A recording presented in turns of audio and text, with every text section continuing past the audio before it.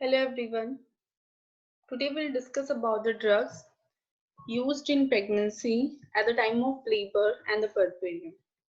So as we all know that drug is very essential for health, for maintaining our health, for the prevention of some disease condition, as well as for the treatment of any kind of disorder and the deformities. Okay.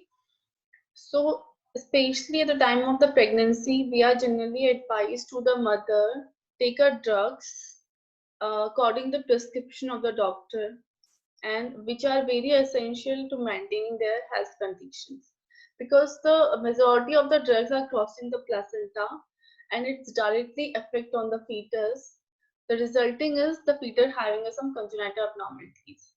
Okay, so in that the introduction is the drugs used in obstetrical have a hug impact on outcome of the both mother and the baby.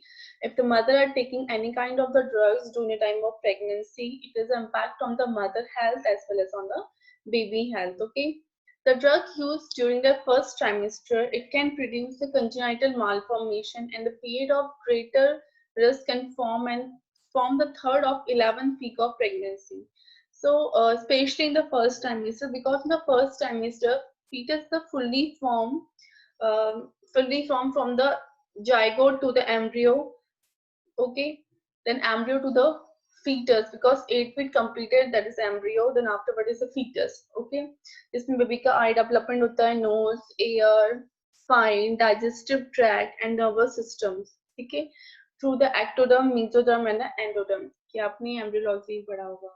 Okay, so at this especially in the first trimester, if the mother are taking any kind of the drug which is directly affect on the fetal health, it can produce the congenital abnormality on the fetus. Okay, so this is very essential. The mother should take her drugs for the advice of the doctors. Okay, so in that the period of the greater, this is actually a this period, the first trimester is especially the period जहाँ पे क्या होता है babies में सबसे ज़्यादा chances होते हैं abnormalities होने के. ठीक है, and also the greatest disease form is third to 11th week of pregnancy. ठीक है, यानी थर्ड वीक से 11th वीक ऑफ प्रेगनेंसी तक सबसे ज्यादा क्या होता है ग्रेटेस्ट चांस होते हैं बेबी के कंजेनिटल एब्नॉर्मलिटी और एनी काइंड ऑफ डिफॉर्मिटी होने के. ठीक है, during the second and third trimester, drug can affect the growth and functional development of the fetus, or they can have a toxic effect on the fetus tissue. Second और third trimester में देखो, first trimester में baby क्या होता है, इसका outer shape है या इंटरनल बॉडी जो स्ट्रक्चर है वो डेवलप हो जाता है, लेकिन उसकी growth and development second and third trimester में होती है. ठीक है, तो जनरली जो ड्रग्स का इफेक्ट आता है बेबीज में वो उसकी ग्रोथ एंड फंक्शनल डेवलपमेंट में आता है. ठीक है, also creating a different kind of toxic effect on the foetal tissues. Drug use in pregnancy, तो हमें कौन सी ऐसी ड्रग्स हैं जो प्रेगनेंसी में यूज करनी चाहिए. In that the list of drug used in pregnancy that is very essential for the mother, that is first one is folic acid. Folic acid के एक supplementary drugs है, iron also supplementary drugs, calcium also supplementary drugs, anti-hypertensive drugs because during the time of pregnancy mother are suffering from the gestation hypertension. Okay, and diuretics. Okay, so these are the drugs which are generally used during the time of pregnancy. Okay, so one by one we will discuss about the folic acid. The first one is a folic acid. Folic acid preparation is की injection form में भी available होता है आपकी और tablet form में भी available होती है. ठीक है, इंजेक्शन 10 ml वॉइल जिसमें 5 mg पर ml with 1.5 mg benzoyl alcohol, that means 50 mg का आपका वॉइल आता है जिसमें 10 ml होता है. ठीक है, टैबलेट 0.4 mg, 0.8 mg और 1 mg में अवेलेबल होता है. Okay, the action is stimulate the normal erythropoiesis and the nucleoprotein synthesis. ठीक है, तो ये क्या करता है, हमारे फॉलिक एसिड हमारी बॉडी में एरेथ्रोपोइसिस और न्यूक्लियोप्रोटीन सिंथेसिस में हेल्प करता है.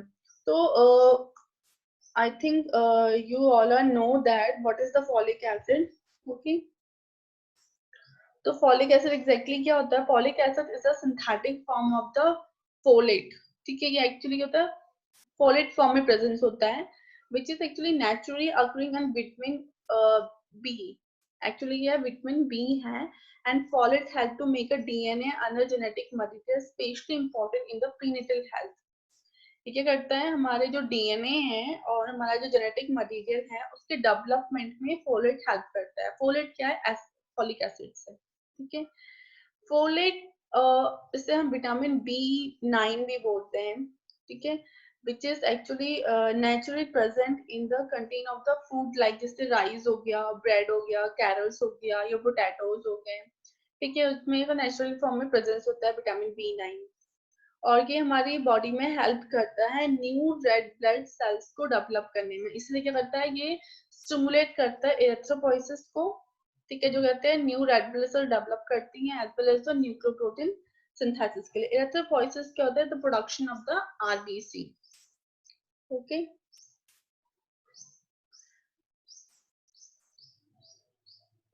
अगर हम फॉलिक एसिड की बात करते हैं तो फॉलिक एसिड एक्चुअली ये रिस्टोर करता है हमारे ब्लड काउंट को.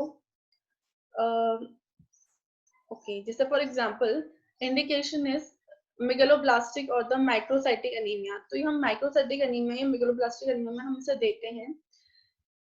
फीटल के न्यूरल ट्यूब डेवलपमेंट के लिए हम देते हैं so that the foetal are not suffering from any kind of the neural tube defect like आपकी स्पाइना बिफिडा है या हाइड्रोसेफेलस है. ठीक है, so that how did I told you ना, the folic acid क्या करता है, डीएनए और जेनेटिक मटेरियल डेवलपमेंट में हेल्प करता है और न्यू आरबीसी डेवलप करता मींस इरेथ्रोपोइसिस प्रोसेस को स्टिमुलेट करता है. ठीक है, next one is the contraindication is untreated vitamin B12 deficiency. अगर किसी पर्सन को vitamin B12 untreated vitamin B12 deficiency है तो हम ऐसी कंडीशन में फॉलिक एसिड्स नहीं देते. क्यों? बिकॉज द एक्चुअली जो फॉलिक एसिड होता है ना, it is restore the blood count but does not prevent the development of the subacute combined system degeneration and the patient per that is actually हम इसे बोलते हैं vitamin B12 deficiency is the pernicious anemia. ठीक है, तो pernicious anemia जो patient होता है अगर हम उसे फॉलिक एसिड देते हैं, ठीक है, तो because it's a vitamin B9. ठीक है, तो vitamin B12 vitamin be supplementary होता है, folic acid generally vitamin B9 होता है. तो अगर हम विटामिन B12 डेफिशिएंसी में फॉलिक एसिड देते हैं तो वो आरबीसी का प्रोडक्शन तो करता है बट जो एक्चुअली आरबीसी का एक्चुअल शेप और साइज होता है वो उस शेप और साइज में उसका प्रोडक्शन नहीं करता. ठीक है, और वो जो और ये क्या करता है, ब्लड काउंट को इसकी वजह से जो ब्लड काउंट होता है वो रिस्टोर नहीं हो पाता, यानी कि हमारी बॉडी में उसका रिस्टोरेज नहीं हो पाता, आरबीसी का रिस्टोरेज नहीं हो पाता. इसीलिए क्या होता है, this is contraindicated at the time of the pernicious anaemia. Okay, now what are the adverse effect of the that is folic acid. The first one is, so the adverse effect is abdomen cramp, diarrhea, rash, irritation, nausea, and bloating. The doses and the route of administration is 0.4 mg to 500 microgram oral dose OD and 0.4 to 0.8 mg iron. 0.8 mg IM or subcutaneous daily. तो IM subcutaneous हम तब देते हैं जब किसी patient को extremely folic acid deficiency होती है. ठीक है, the nursing consideration, so that means what are the nursing responsibility, the patient with the health history of the fetal neural tube defect, यानी कि अगर मदर आपके पास सेकंड ट्राइमेस्टर में आती है तो they're having a health history of previous baby neural tube defect. So in present pregnancy, you should increase the folic acid intake 1 month before and 3 months after the conception. यानी conception से 1 महीने पहले ही आप क्या करोगे, पेशेंट को बोलोगे कि फॉलिक एसिड को ले. फॉर एग्जांपल अगर वो नेक्स्ट प्रेगनेंसी के लिए प्लानिंग कर रहे हैं और अगर मदर ऑलरेडी प्रेग्नेंट है तो 3 मंथ कंटिन्यूअसली फॉलिक एसिड लेगा. Generally, we are advised to the mother during the time of pregnancy, the first trimester, she should take a folic acid, okay, till completion of the 3rd month. The patient with intestinal malabsorption may need to prenatal administration. ठीक है, अगर किसी patient को intestinal malabsorption है तो हम क्या करेंगे, पेशेंट को फिर पैरेंटल एडमिनिस्ट्रेट करते हैं. ठीक है, क्योंकि आपको पता होगा कि जो मेडिसिन होती है, मैंने आपको क्लास में बताया था इसके लिए कि ओरल मेडिसिन का बायो अवेलेबिलिटी 60% होता है, rather than कि अगर हम उसे पैरेंटल फॉर्म में देते हैं. पैरेंटल फॉर्म में मेडिसिन का जो बायोएबिलिटी होता है वो 100% होता है, ठीक है। यानी कि जितना, फॉर एग्जांपल अगर उसमें मैंने आपको कहा 10 ml की वायल है, उसमें 50 mg है, तो 50 mg हमारी बॉडी में इंट्रोड्यूस हो रहा है थ्रू द ब्लड, ओके। अगर हम इसे ओरल देते हैं तो पहले उसको क्या मेटाबॉलिज्म होगा, डिस्ट्रीब्यूशन होगा, मेटाबॉलिज्म होगा, देन वो डिस्ट्रीब्यूट होगी ऑल ओवर बॉडी में, इसका एक्सक्रीशन होगा, तो एक्सक्रीशन में 40 to 50% हमारी बॉडी से आउट हो जाता है, ठीक है। Now next is the iron. So what is the iron? Iron generally क्या होता है? Is a ferrous formulate, ठीक है, and the preparation is 100 mg. Provide 33 mg of the elemental iron, and the tablet 90 mg, 200 mg, 300 mg, 325 mg and 350 mg. तो क्या होता है, ये डिफरेंट डिफरेंट डोजेस में अवेलेबल हैं, ठीक है। So elemental iron. So elemental iron means elemental iron is the total amount of the iron is a supplementary available for the absorption by your body. यानी कि जितना आपका बॉडी ये करते हैं सप्लीमेंट कर रही है, अब्सॉर्ब करती है बॉडी में, that is a elemental iron, ठीक है।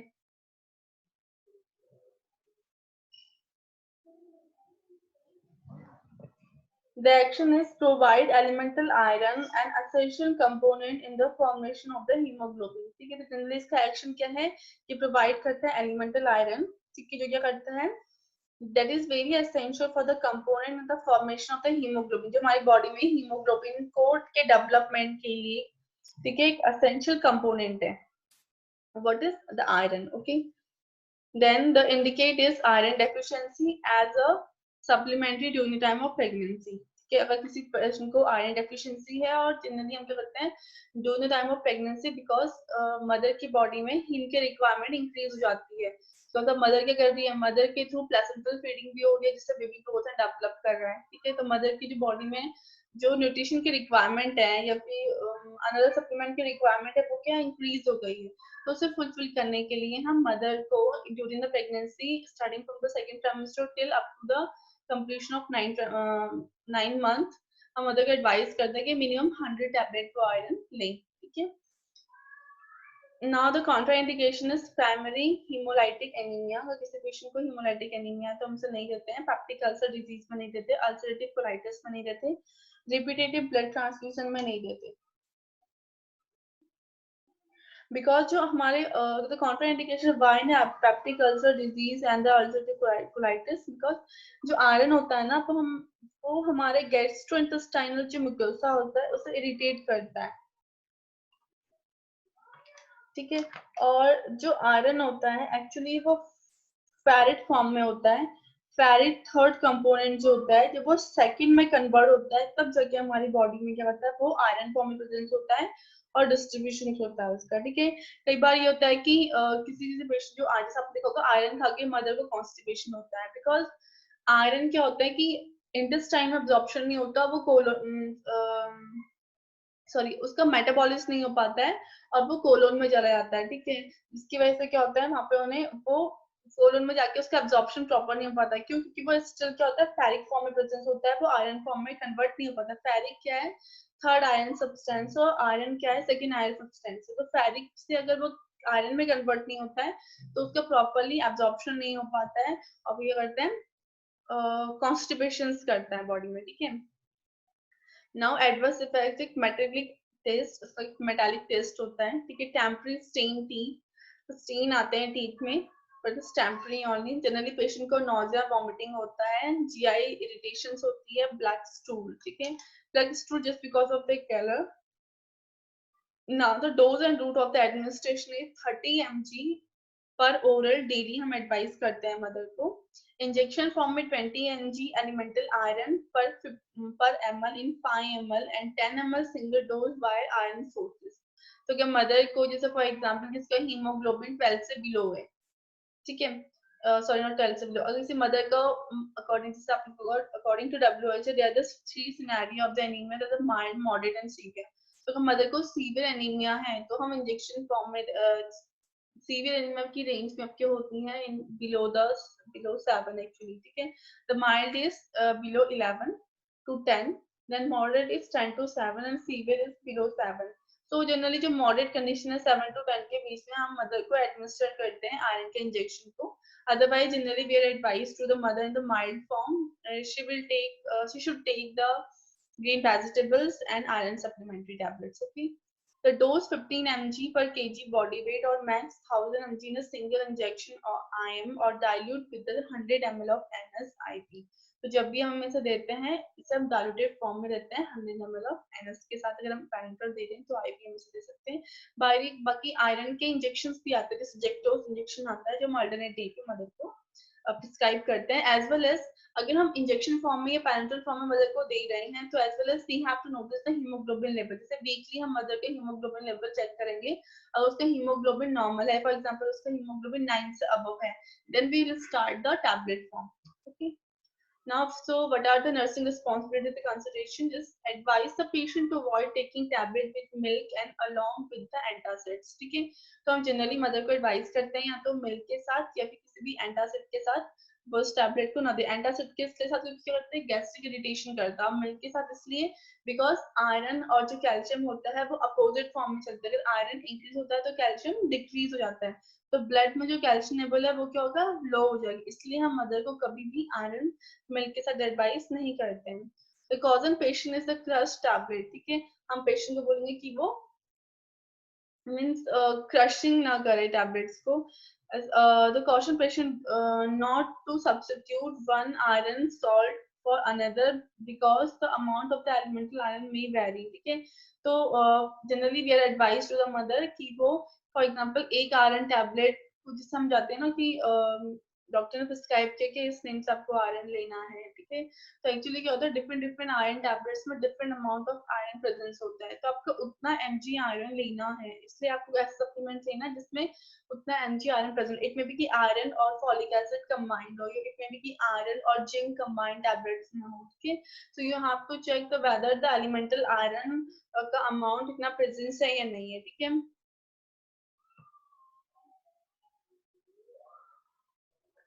now advice to patient to report for the constipation and changing in a stool color. और आप एडवाइस करोगे पेशेंट को अगर उसका स्टूल कलर चेंजेस आता है या फिर कॉन्स्टिपेशन है पेशेंट को, then they should be inform to the doctor और the sister. Okay. Then another tablet is a calcium. Calcium is also supplementary. ठीक है, हमारी बॉडी में ऑलरेडी प्रेजेंस होता है, तो कैल्शियम आपका कैल्शियम सिट्रेट फॉर्म में. The preparation of each tablet contain 211 mg और the 10.6 MCQ for elemental calcium. The tablet is 250 mg and 500 mg में generally क्या होता है available होता है. Calcium generally during the pregnancy the requirement is 1000 mg daily हम calcium requirement होती है. ठीक है, और अगर हम आयरन की बात करें तो 27 milligram iron every day pregnant women को नीडेड होता है. ठीक है, और इन लैक्टेटिंग अगर मदर है तो सिर्फ 18 ग्राम आयरन नीडेड होगा. और अगर फॉर एग्जांपल गर्ल्स हैं, स्पेशली आपके जो मिनार्की से अबोर्जिनेट जो गर्ल्स हैं उनमें 10 to 19 ग्राम आयरन के ऑर्डर डेली नीडेड होते हैं. Okay, now we will discuss about the calcium now. So the calcium are present in different form की आपकी टैबलेट फॉर्म में प्रेजेंस होता है. 211 mg ऑलरेडी आप मेरे को बता दिया है. 250 mg 500 mg कैल्शियम प्रेजेंस होती है. तो what is the action of the calcium? Actually replace the calcium, maintain the calcium level. ठीक है, ये करता है जो हमारी बॉडी में डेफिशिएंसी हुई है कैल्शियम की उसको रिप्लेस करता है और मेंटेन करता है कैल्शियम लेवल को. ठीक है, तो कैल्शियम जो होता है डायरेक्टली होता है विटामिन डी के थ्रू हमारी बॉडी में इसका अब्जॉर्प्शन होता है. Now the indication is the supplement. As a supplement हम उसे यूज करते हैं. फॉर एग्जांपल किसी पेशेंट को हाइपोकैल्सीमिया है या फिर अगर पेशेंट को for example during time of pregnancy जो कैल्शियम रिक्वायरमेंट है वो इंक्रीज हो जाती है. ठीक है, बॉडी में, तो इसलिए हम क्या करते हैं पेशेंट को एज अ सप्लीमेंट्री एडवाइस करते हैं कैल्शियम का. तो contraindicated in patient the cancer patient with the bone metastasis. ठीक है, बिकॉज जो कैंसर पेशेंट्स होते हैं उनमें क्या होते हैं कैल्शियम लेवल इंक्रीज होता है. ठीक है, स्पेशली जिनको क्या बोन मेटास्टेसिस है. ठीक है, तो हाइपर कैल्शियमीमिया कंडीशन आती है. इसलिए हम जब बोन मेटास्टेसिस कैंसर वाले पेशेंट रहते हैं उन्हें हम कैल्शियम एडवाइस नहीं करते. अगर ऑलरेडी पेशेंट पे हाइपर कैल्शियमिया है तो भी हम एडवाइस नहीं करते हैं। हाइपोफॉस्फेटीमिया, अगर पेशेंट को हाइपोफॉस्फेटीमिया है, बिकॉज जो कैल्शियम और जो फॉस्फेट होता है वो एक दूसरे के अपोजिट होता है, ठीक है। अगर कैल्शियम बढ़ता है तो फॉस्फेट डिक्रीज होता है। तो अगर हम कैल्शियम और ज्यादा बढ़ा देंगे और पेशेंट को ऑलरेडी हाइपोफॉस्फेटीमिया है तो फॉस्फेट क्या हमारी बॉडी में डिक्रीज हो जाएगा, ठीक है। देन द रीनल कैल्कुलाई, अगर रीनल कैल्कुलाई है पेशेंट को तो भी हम कैल्शियम एडवाइस नहीं करते हैं। Now the what are the adverse effect is headache, irritability, hypercalcemia, calci test, nausea and vomiting. The doses are generally 500 mg orally. Okay. The nursing consultation is advise the patient to take oral calcium 1 or 1.5 hours after meal if GI upset occur. ठीक है, अगर कोई भी GI irritation होती है, nausea vomiting की feeling हो रही है तो खाने के 1 घंटे के बाद कैल्शियम ले लें। Monitor the calcium level if the patient is having a mild renal impairment. अगर patient को mild renal impairment है, filtration properly नहीं हो पा रहा है, कोई भी kidney से related problem है, हम patient की monitor करेंगे calcium level को, ठीक है। They advise the patient to report for any kind of the abdomen pain, vomiting and the nausea. Okay, so कोई भी से nausea, vomiting feeling होती है तो वो immediately डॉक्टर को inform करे after taking the calcium drugs. Now we will discuss about the important drugs, that is the antihypertensive drugs, because as we all know that during the time of pregnancy, just because of the physiological occurrence or physiological changes, uh, around 30 to 40% of the mother are suffering from the gestation hypertension. Okay, so this is very essential drugs, especially for the mother who having a gestation hypertension. Okay, so here are the choice of the drug given during the time of pregnancy for the gestation hypertension, as well as the mother already having essential hypertension, तो पहले से mother को hypertension है और उसने conceiving किया है, तो सब मेंटेनिंग द हाइपरटेंशन, ठीक है, उसके हाइपरटेंशन को मेंटेन करने के लिए, बीपी को नॉर्मल करने के लिए हम ड्रग्स एडवाइज करते हैं। Actually why we are consider the hypertension, because the some drugs for the hypertension generally जो हम हाइपरटेंसिव पेशेंट को देते हैं, तो are not pregnant, which are crossing the placental barrier and directly affect on the fetus, and resulting is the baby are suffering from different kind of the abnormalities. Okay, so the prevention of these abnormalities, generally we advise to the mother to take a hypertensive drugs during the time of pregnancy according to the prescription of a doctor. Okay, so in that the list of the drugs which are generally we are using for the hypertension, the first one is the labetalol, nifedipine, methyl dopa and the hydroxyzine hydrochloride. Labetalol is an alpha beta blocker, ठीक है। nifedipine is a calcium channel blocker, methyl dopa is a alpha blocker and the hydrochloride is a vasodilator. तो आपने देखा होगा जो alpha beta होता है ये कैल्शियम चैनल होता है, अल्फा है या फिर वैसोडाइलेटर्स है, ये सब क्या करते हैं, बीपी को रेज, बीपी को बॉडी में इंक्रीज करते हैं, ठीक है। जैसे मैं आपको बताया था कि एंजियोटेंसिन 1 जो होता है एंजियोटेंसिन 2 में कन्वर्ट होता है, एंजियोटेंसिन 2 जो होता है एंजियोटेंसिन 3 में कन्वर्ट होता है, ठीक है। एंजियोटेंसिन 1 से जब 2 में कन्वर्ट होता है तो alpha beta calcium channel alpha और वैसोडाइलेटर, वैसोकंस्ट्रिक्शन होती है एक्चुअली, ये वैसोकंस्ट्रिक्शन वेसल्स जो होती हैं, जो हमारी मोटर वेसल्स होती हैं, ये सब क्या करती है, हेल्प करती है बीबी को रेज करने में। जब दोबारा से हम आइसो सॉरी जो आपके दिस वन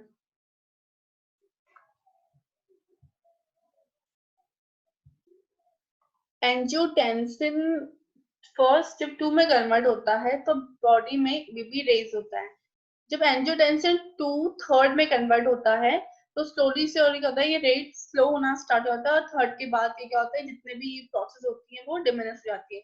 इससे क्या होता है, इक्वल गिव एंड टेक होता है, मतलब बीपी बढ़ता भी है और घटता भी है, जिससे बीपी क्या होता है, मेंटेन रहता है, क्योंकि हमारी बॉडी को क्या है, बीपी को मेंटेन रखना है, ठीक है।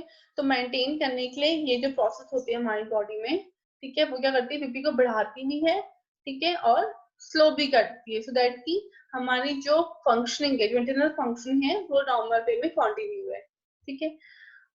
Anti-hypertensive drugs which are contraindicated during time of pregnancy because these drugs are directly affect on the fetus just because of they are crossing the placental barrier. The first one is the AC inhibitors, angiotensin converting enzyme inhibitor. आपको पता होगा first angiotensin first जो होता है वो second में convert होता है, किसके थ्रू, एंजियोटेंसिन कन्वर्टिंग एंजाइम के थ्रू कन्वर्ट होता है, ठीक है। तो अगर हम ऐसे फॉर एग्जांपल मदर को ऑलरेडी हाइपरटेंशन है और एंजियोटेंसिन 2 फर्स्ट से एंजियोटेंसिन 2 में कन्वर्ट हो रहा है, तो हम क्या करेंगे, उस प्रोसेस को इनहिबिट कर देंगे, जिससे क्या होता है एंजियोटेंसिन 1 में 2 में कन्वर्ट नहीं हो पाएगा और बॉडी में हाइपरटेंशन की प्रोसेस नहीं होगी, ठीक है। But actually these drug are contraindicated at the time of the pregnancy. Now second one is the minoxidil. Minoxidil is the next one is the minoxidil. Minoxidil minoxidil एक drugs है जो क्या करती है, वैसो कंस्ट्रिक्शंस करते हैं, जैसे हेयर के ट्रीटमेंट में हम मिनॉक्सिडिल यूज करते हैं, ठीक है, हेयर ग्रोथिंग के लिए, क्योंकि जहाँ पे जितना ज्यादा सर्कुलेशन का वहाँ पे हेयर ग्रोथिंग उतनी ज्यादा होती है। Sodium nitroprusside, diltiazem, atenolol and propranolol, जिनमें ये जो ड्रग्स हैं विदाउट प्रेगनेंसी टाइम हम जनरली ये यूज करते हैं, ठीक है, but during pregnancy which are not using the drugs because they are crossing the placenta and it will be create a poor effect on the fetal renal function. Okay, now in that the first one is the labetalol. Labetalol आपने generally hospital में देखा होगा when you are posted in the OBG side. Okay, the mother who are suffering from the hypertension, the doctor are prescribing generally the labetalol drugs. So these drugs available in the form of injection and the tablet. In the injection form 5 mg per ml in 20 ml vial, and in tablet form 100 mg, 200 mg और 300 mg में ये available होता है. And also the doses actually depend upon the variation of blood pressure. कितना variations है blood pressure में, ठीक है, थोड़े हम generally doctor prescribe करते हैं. What is the action of the labetalol? Actually, the labetalol can reducing the peripheral vascular resistance as a resulting of the alpha beta blocker. तो लेबेटालॉल क्या है, अल्फा बीटा ब्लॉकर है। अल्फा बीटा जो आपके irons होते हैं वो क्या करते हैं बॉडी में पेरिफेरल वैस्कुलर रेसिस्टेंसी करते हैं, जिससे क्या होता है वैसो कंस्ट्रिक्शंस होती है और बॉडी में जो ब्लड फ्लो होता है वो इंक्रीज होता है, ठीक है, और बीपी रेज होता है। तो ये करते हैं पेरिफेरल वैस्कुलर रेसिस्टेंसी को डिक्रीज करते हैं अल्फा बीटा ब्लॉकर, जो क्या करते हैं अल्फा बीटा ब्लॉकर को अल्फा बीटा जो हमारे आयंस होते हैं, रिसेप्टर्स होते हैं, उन्हें क्या करते हैं ब्लॉक करते हैं, जिसकी वजह से पेरिफेरल वैस्कुलर रेसिस्टेंसी नहीं हो पाती। मतलब पेरिफेरल रेसिस्टेंसी मतलब है कि जितना भी हमारे वेसल्स होते हैं, क्योंकि हमारा जो पेरिफेरल वैस्कुलर होता है एक वो it's particular it's a part of the circulatory system, ठीक है, जो पेरिफेरल वैस्कुलर सर्कुलेटरी सिस्टम का पार्ट है, ठीक है, एंड कैन बी इसमें क्या प्रेजेंस होते हैं, हमारी आर्टरी और वेन प्रेजेंस होती है, जो हमारे चेस्ट और एब्डोमेन वॉल में प्रेजेंस नहीं होती है, ठीक है। तो जब अल्फा बीटा ब्लॉकर क्या करता है, हमारी जो आर्टरीज और वेन होती है उसमें कंस्ट्रिक्शंस करते हैं, जिसकी वजह से बीपी रेज होता है। तो अगर हम इसे ब्लॉक कर देंगे तो ऑटोमेटिकली क्या होगा, जो कंस्ट्रिक्शन होगी वैसे डायलेटेशन में कन्वर्ट हो जाएंगी, ठीक है, डायलेट हो जाएंगी और ऑटोमेटिकली बीपी क्या होगा, स्लो हो जाएगा, ठीक है।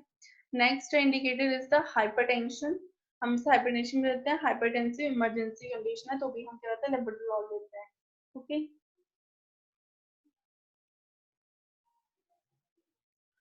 Now next one is the contraindication is the hypersensitive to drug. कोई पर्सन हाइपरसेंसिटिव है, किसी को ब्रोंकियल अस्थमा है या फिर किसी को हिपैटिक और हार्ट फेलियर पेशेंट है, प्रोलॉन्ग हाइपरटेंशन का पेशेंट है या सीवियर ब्रेडिकार्डिया का पेशेंट है, तो ऐसी कंडीशन में पेशेंट को नहीं देते हैं। Now, what are the adverse effects of the labetalol? The first one is the dizziness, fainting, nausea, vomiting, headache, and vertigo होता है जनरली पेशेंट को. Then doses and route of the administration is the 50 mg और 100 mg tablet orally, 20 mg 20 ml injection यानी 1 ml में 1 mg. IV bolus wait for 10 minutes. If no response, then give 40 mg slow bolus dose हमें देते हैं, ठीक है। तो हम जैसे for example patient emergency condition में आया तो हम उसे कहते हैं बोलस डोज देते हैं, तो 20 ml हम देंगे, जिसमें पर ml क्या होता है 1 mg प्रेजेंस होता है, यानी 20 ml इक्वल टू 20 mg हम उसे बोलस डोज देते हैं और 10 मिनट्स हम उसे वेट करते हैं, ठीक है। अगर कोई भी रिस्पॉन्स नहीं आता तो हम पेशेंट को 40 mg यानी कि डबल डोज हम देते हैं, बट स्लो बोलस डोज देते हैं, ठीक है।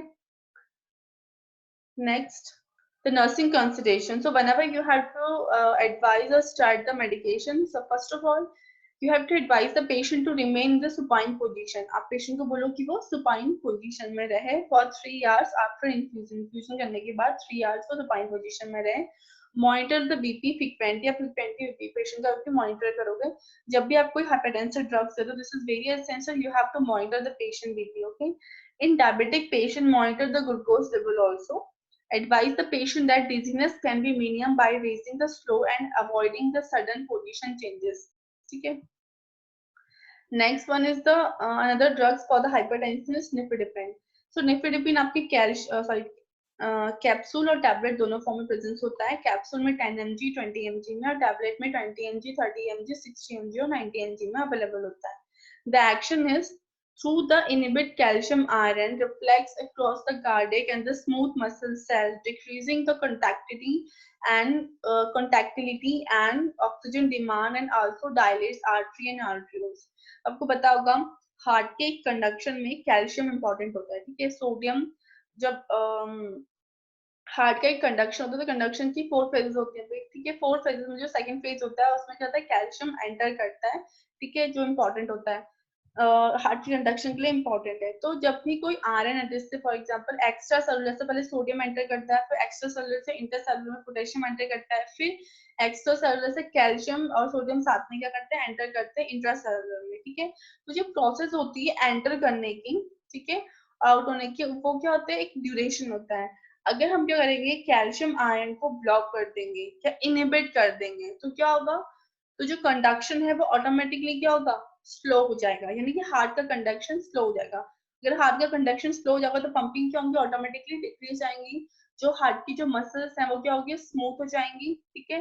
कंडक्टिविटी डिक्रीज जाएगी, जो उसकी आर्टरीज और आर्ट्रियोल्स से वो क्या होंगी, डायलेट हो जाएंगी, और उनमें ऑक्सीजन डिमांड डिक्रीज हो जाएगी, ठीक है। इससे क्या होता है, ऑटोमेटिकली जो ब्लड प्रेशर है वो डिक्रीज हो जाएगा।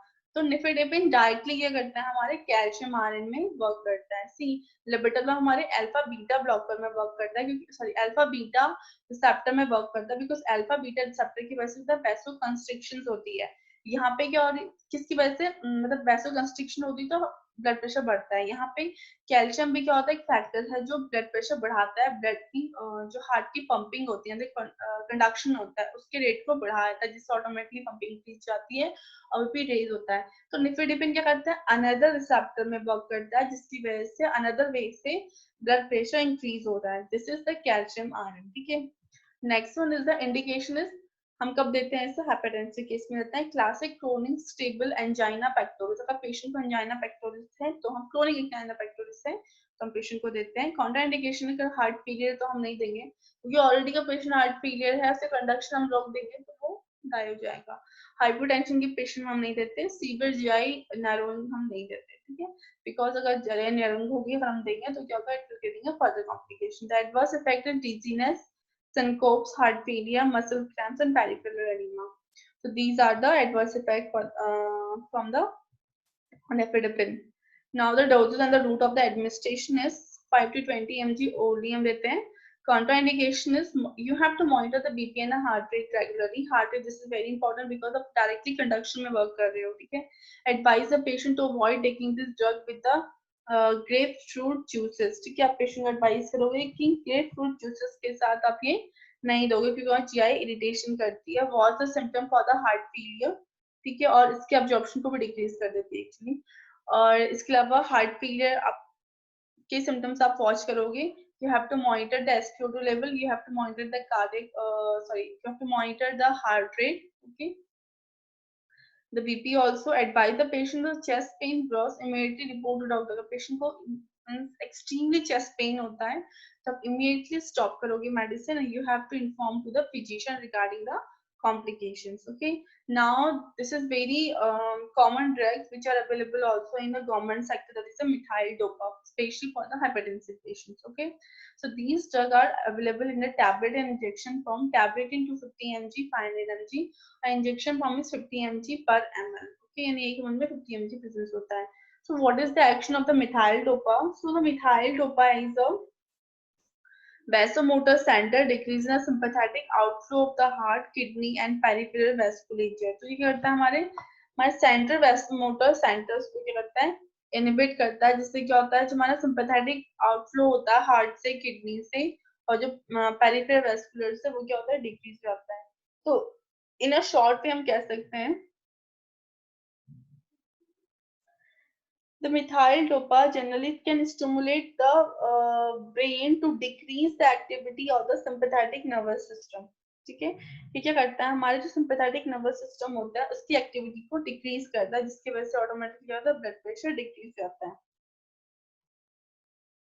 और अगर अनदर वे क्या करता है, जो हमारे अल्फा 2 रिसेप्टर होता है, अल्फा 2 एड्रेनर्जिक रिसेप्टर्स होता है, उसके क्या करता है, अगेंस्ट वर्क करता है। ठीक है, क्योंकि अल्फा 2 एड्रेनर्जिक रिसेप्टर भी क्या होता है, हाइपरटेंशन के लिए रिस्पॉन्सिबल होता है। ठीक है, so next is the indication for the methyl dopa is hypertension में हम देखते हैं, हाइपरटेंसिव क्राइसिस में हम देखते हैं, कॉन्ट्रा इंडिकेटर होता है हिपैटिक डिजीज के लिए या लिवर सिरोसिस के लिए। ठीक है, अनदर वजह लैक्टेटिंग मदर्स, जो लैक्टेटिंग मदर्स होती हैं हम उन्हें मिथाइल डोपा नहीं देते हैं। So methyl dopa you have to generally administer during time of pregnancy only. Advise the effect decrease mental acuity, sedation करता है ये, headache करता है, depression करता है, sometimes dizziness also, bradycardia, hepatic necrosis and hepatitis. तो hepatic necrosis होने की वजह से हम hepatic cirrhosis में हमसे नहीं देते हैं। ठीक है, now dosing and the route of the administration is 250 mg BD or the TDS, maximum 2 gram daily treated by the BP. ठीक है, तो अगर बीपी को ट्रीटेड करने के लिए हम क्या करते हैं, मैक्सिमम 2 ग्राम डेली हम इसे दे सकते हैं। Nursing consultation is you have to monitor the continuously BP, monitor the patient com test result. Com test result antigen antibody combination जो रिजल्ट होता है। ठीक है, हम में से इनडायरेक्ट और डायरेक्ट दोनों फॉर्म में देते हैं। मैंने आपको आज कंपैटिबिलिटी में पढ़ाया था कि what is the com test. Okay, report for the involuntary movement, अगर पेशेंट को भी इनवॉलंटरी मूवमेंट्स आते हैं जैसे सीजर्स वगैरह हो रहे हैं या कोई भी ऐसे इनवॉलंटरी मूवमेंट्स हो रहे हैं, you have to report immediately to the doctors. Okay, या फिर बॉडी में कोई भी मसल मूवमेंट नहीं हो पा रही है बट आप कोई भी इनवॉलंटरी मूवमेंट है, tell the patient to check the weight daily and notify he is gain 2 or more pounds in a week. As well as you have to check the patient weight also, you have to monitor. Then another was the hydrolyzine hydrochloride. Okay, these drugs are available in injection form 20 mg per ml in one vial, or tablet form में 10 ml, 25 mg, 10 mg, 25 mg, 50 mg और 100 mg में available होता है। The action is the hydrolyzing is direct acting peripheral vasomotor that relax the arterial smooth muscles। देखो ये करता है, relax करता है, डायरेक्ट में करता है पेरिफेरल वैसोडाइलेशन। ठीक है, पेरिफेरल वैसो डायलेट कर देगा, पर जहाँ पे वैसो डायलेशन आ गया वहां पे ऑटोमेटिकली क्या होता है, जो आर्टरी स्मूथ मसल्स होती हैं वो रिलैक्स हो जाएंगी। ठीक है, वैसो डायलेटेशन हो जाएगा। ठीक है, क्योंकि वैसो कंस्ट्रिक्शन में भी बढ़ता है और वैसो डायलेटेशन में भी डिक्रीज होता है। ठीक है, तो ये करते डायरेक्टली हमारे जो पेरिफेरल मतलब जो हमारे पेरिफेरल वैस्कुलेशन होता है उसमें क्या इफेक्ट करती है, डायलेटेशन का काम करती है। इंडिकेशन इज द हाइपरटेंशन हम देते हैं, सीवियर एसेंशियल हाइपरटेंशन में एडवाइस करते हैं। Contraindicated is coronary artery disease, rheumatic heart disease, stroke and severe renal impairment. हमसे generally we should not advise the patient to take this medicines. Adverse effects is neutropenia, leukopenia, thrombocytopenia and the orthostatic hypotension में हम इससे advice नहीं करते। The doses is the 25 mg tablet BD if necessary, many increase to 50 mg. Generally normal dose is 25 mg हम per day देते हैं, 25 mg BD यानी twice a day हम देंगे, और इसे 50 mg से ज्यादा एक्सटेंड नहीं कर सकते, ऐसा हम 50 mg कर सकते हैं जब पेशेंट का मॉनिटरिंग नहीं हो पा रहा है तो। Then 5 mg diluted in 10 ml of NS, slow IV 15 to 20 minutes intravenous। अगर IV फॉर्म में आप इसे दे रहे हो तो 10 ml दोगे आप 100 ml NS में डिसॉल्व करके 10 to 15 minutes के लिए इंटरवल में दोगे। ठीक है, nursing consultation, so whenever you have to administer the hypertensive drugs or especially these drugs, you have to monitor the BP, the pulse and the weight of the patient. You have to monitor the any kind of the muscles and joint pain, the fever and the throat pain, and advise the patient to take a drug after the food to increase absorption। food increase absorption के बाद ही आप इसे लोगे। ठीक है, next drugs is the diuretics। so diuretic generally used the following condition during the time of pregnancy। okay, first what is the diuretic? so diuretic क्या करते हैं आपको, it can be increase the flow of urine। okay, diuretic work removing the sodium and the chloride from the body in the urine। ठीक है,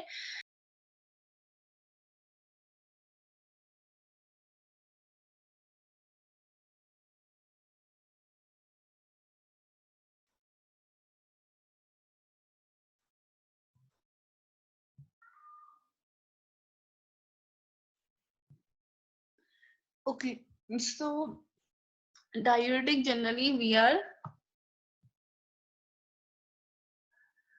advised in the following condition. The first one is the PIH, pregnancy-induced hypertension with the massive edema.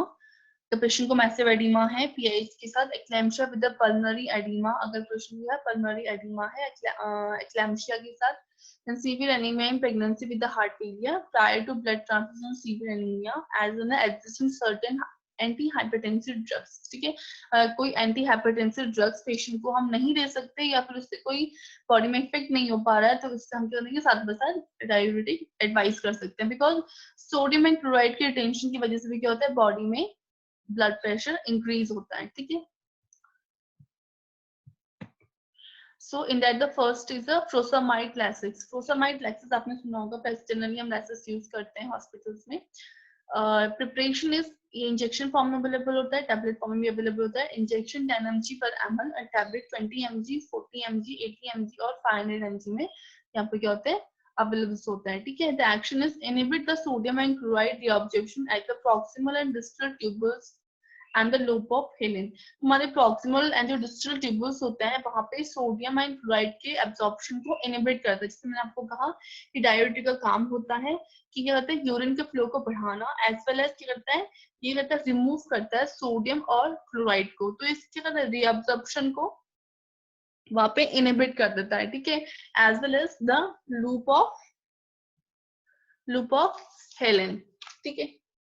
Next one is the indication is acute pulmonary edema and the hypertension। Generally क्या करता है, हम indication is किसी patient को pulmonary oedema है या hypertension है तो उसे एडवाइस करते हैं। Contraindication is anuria.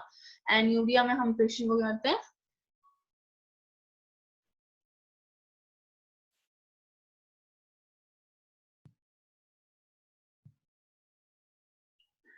so hepatic cirrhosis is the another condition।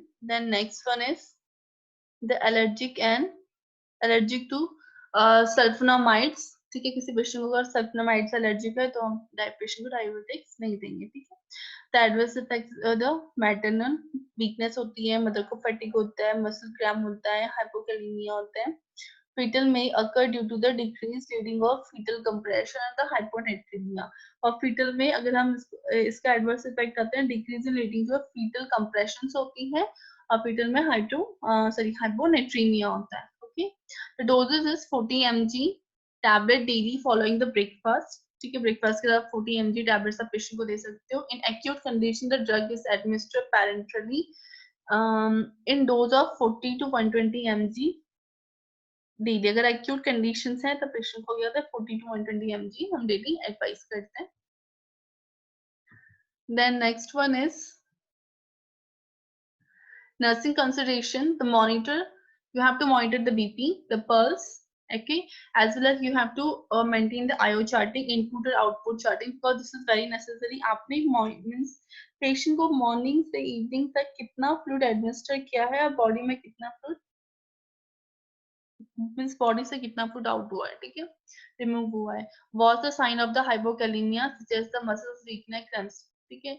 Patient को आप देखोगे उसके मसल वीकनेस के क्रैम्प्स तो नहीं हो रहे, it will be indicating the hypokalaemic condition. As well as you have to monitor the patient uric acid. आप देखोगे अगर उससे कोई गार्ड की कंडीशन है, advise the patient to take a drug in the morning after the food के बाद ही उसे लेना, after the meal she should take the this medicine। Advise the patient to avoid the direct sunlight to prevent the hyposensitivity reactions, ठीक है। तो वो अपने आप को कितने सनलाइट से अवॉइड करे सो दैट के हाइपोसेंसिटिविटी रिएक्शंस ना हो। Next one is a tocolytic agent. Tocolytic agent is very important, specially the mother who are having a premature labor pain, okay, for the prevention of the preterm delivery or the IUD and another further conditions, okay। So tocolytic agent, these drug can inhibit the uterine contraction used to prolong the pregnancy को prolong करने के लिए, ठीक है। और uterine contraction का जो premature uterine contraction है उनको inhibit करने के लिए हम ये यूज करते हैं, ठीक है। इन मदर से फॉर एग्जांपल मदर को 37 वीक ऑफ जेस्टेशन से पहले कॉन्ट्रैक्शन स्टार्ट हो गए, 32 वीक ऑफ जेस्टेशन में स्टार्ट हो गए, 31 वीक में, 30 वीक में, 33 वीक में मदर को कॉन्ट्रैक्शन स्टार्ट हो गए, तो उससे क्या होगा, प्रीमैच्योर डिलीवरी होगा। स्पेशली जो बेबी के लंग्स होते हैं वो क्या होते हैं, मैच्योर नहीं हो पाते, उनमें सर्फेक्टेंट जो होता है वो उसका रिलीजमेंट क्या होता है, डिक्रीज जाता है, जिससे क्या होता है जो बेबी होता है उसमें आरडीएस होने के चांसेस होते हैं, ठीक है। या फर्दर कॉम्प्लिकेशन मींस उसे हाइपोक्सिक होता है बेबीज, ठीक है, या फिर मींस ग्रोथ रिटार्डेड होता है बेबीज। तो इन सारी कॉम्प्लिकेशन को प्रिवेंट करने के लिए हम क्या करते हैं, टोकोलाइटिक एजेंट यूज करते हैं, सो दैट कि जो हमारे कॉन्ट्रैक्शन, जो इमैच्योर, जो प्री मैच्योर कॉन्ट्रैक्शन स्टार्ट हुए हैं, ठीक है, मैच्योर होने से पहले, यानी कि बेबी मैच्योर होने से पहले 37 वीक से पहले जो कॉन्ट्रैक्शन स्टार्ट हुए, उनको हम स्टार्टिंग में इनिबिट करते हैं, सो दैट कि जो डिलीवरी है वो हमें उसे हम प्रोलॉन्ग कर सकें, जो प्रेगनेंसी है उसे हम प्रोलॉन्ग कर सकें। So in a woman who develop the premature uterine contraction, in indicating the putting them to absolute bed rest and sedative tocolytic drugs are administered in attempts to inhibit the uterine contraction. जो mother जिनको premature uterine contraction आते हैं, हम उन्हें advice करते हैं कि वो बेड रेस्ट करें, बॉडी मूवमेंट्स ना करें, ठीक है, टोकोलाइटिक ड्रग्स उन्हें एडमिनिस्टर करते हैं, सेडेटिव एडमिनिस्टर करते हैं मदर को, ठीक है। Here are the also drugs to use the isosuprine hydrochloride and ritodrine hydrochloride। तो isosuprine hydrochloride को हम डिवाडिलॉन भी बोलते हैं, ठीक है, जनरली हॉस्पिटल्स में डिवाडिलॉन का ज्यादा यूज किया जाता है। So the Dividalon preparation is या तो 10 mg में अवेलेबल है, इंजेक्शन 10 mg पर ml, यानी 1 ml में 10 mg अवेलेबल होता है। जब हम इसकी बोलस डोज देते हैं वो 10 mg फर्स्ट डोज हम जो देते हैं पेशेंट को, ठीक है। As direct on the vascular smooth muscles, directly क्या करती है, हमारे वर्क करती है स्मूथ मसल्स में, उसे क्या कर देती है, रिलैक्स कर देती है, कार्डियक को स्टिमुलेट करती है और जॉइंट के एक्शन को रिलैक्स कर देती है, causing the relaxing vein and arteries